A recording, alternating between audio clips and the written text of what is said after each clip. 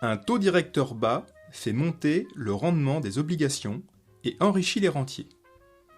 C'est ce que nous allons démontrer aujourd'hui.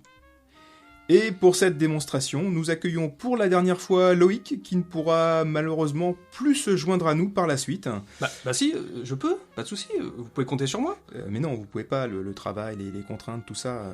Mais si, mais... Donc, un taux directeur est le taux auquel une banque centrale prête aux banques.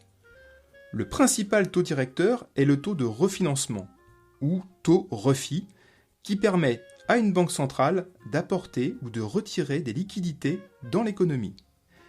Si le taux est bas, les banques auront tendance à emprunter beaucoup d'argent à la banque centrale, parce que ça ne leur coûte pas cher. Alors justement là... Oui, mais là non, vous ne m'avez pas convaincu la dernière fois en expliquant que si le taux directeur est bas, alors le rendement d'une obligation baisse. Dans mes cours d'économie, on m'a expliqué qu'un prix dépendait de l'offre et de la demande. Si un taux directeur est faible, les banques vont emprunter davantage pour acheter, ce qui provoque une hausse de la demande et donc une hausse des prix des obligations. Inversement, si le taux directeur est haut, alors les banques vont moins emprunter, donc moins acheter, et les prix des obligations vont baisser. Oui, là, vous avez raison. Je savais bien. Cela signifie que si le taux directeur est bas, alors le prix des obligations va augmenter. Le rendement sera bien meilleur et les rentiers vont s'enrichir. Bah là non. Le début est bien, mais vous n'avez pas compris exactement comment marchait une obligation. Cependant, avant de vous expliquer le comment du pourquoi, entendons-nous bien sur la définition du rentier.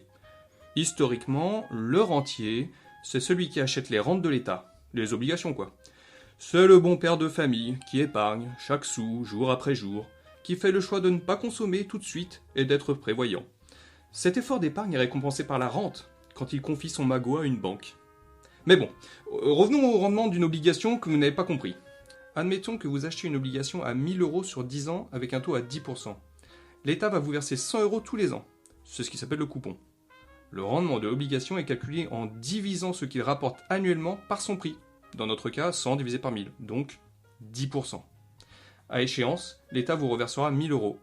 Vous récupérez donc vos 1000 €, auxquels viennent s'ajouter les 100 € perçus chaque année durant 10 ans. Là où ça se complique, c'est que les obligations déjà émises se vendent et s'achètent sur ce qui s'appelle le marché secondaire. Et là, le prix de l'action va varier exactement comme vous l'avez expliqué. S'il y a beaucoup de demandes, le prix va monter, disons à 1200 €. Par contre, le coupon de l'obligation reste que toujours identique. Dans notre cas, le rendement va donc baisser puisqu'il ne vaudra plus que 100 divisé par 1200, donc 8,3%. Et en quoi cela va ruiner les rentiers ?